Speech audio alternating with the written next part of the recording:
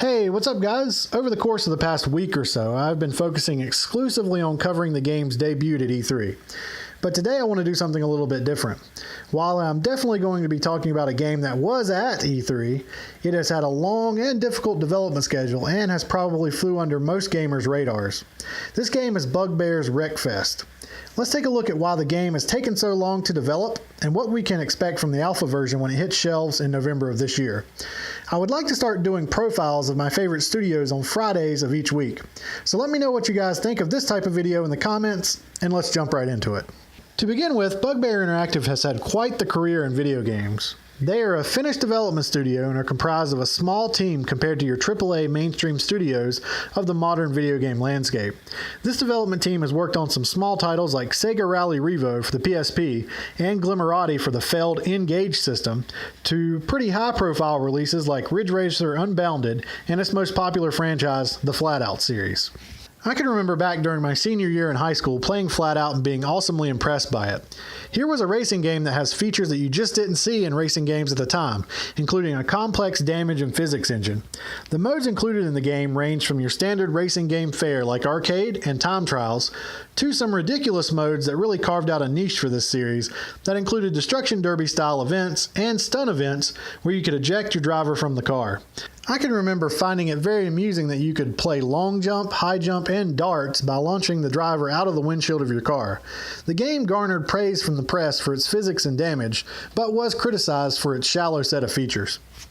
Bugbear continued to release Flat-Out games, with the second entry in the series coming out in 2006 for the PS2 and Xbox, and a Director's Cut entry in the series coming out in 2007 for the Xbox 360 called Flat-Out Ultimate Carnage.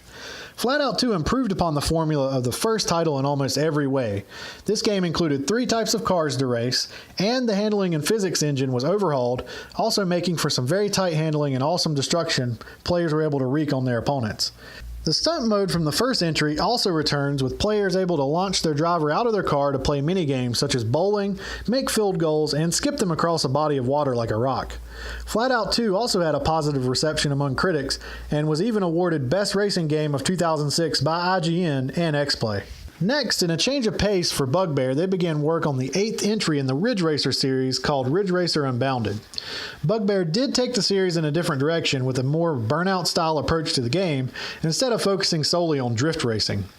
The game took place in a fictional city called Shatter Bay and consisted of a focus on street racing and taking down a gang called the Unbounded, obviously.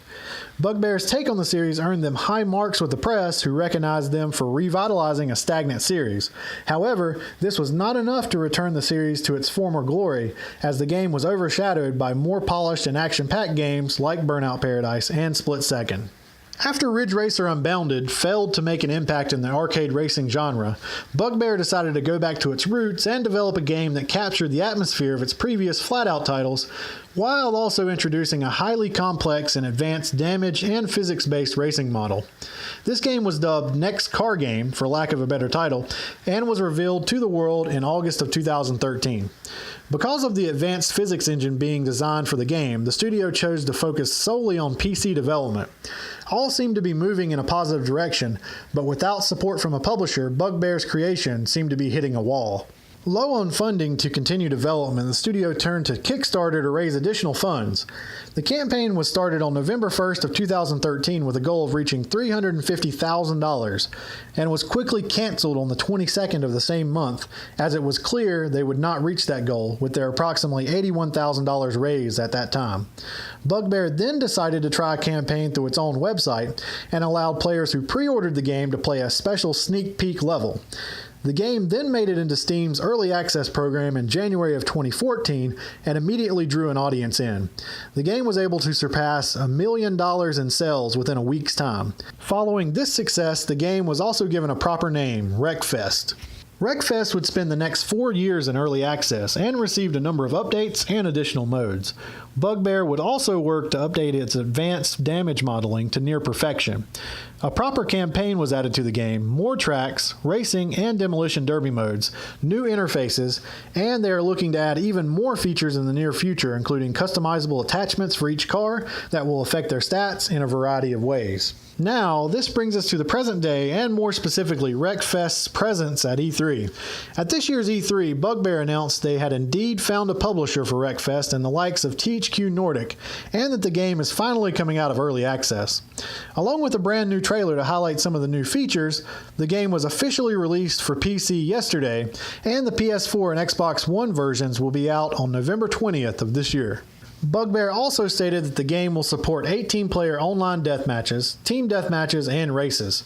The trailer shows us how the updated soft body damage modeling will work, with location-specific damage on the body of the cars, and even mechanical damage to consider from a performance perspective.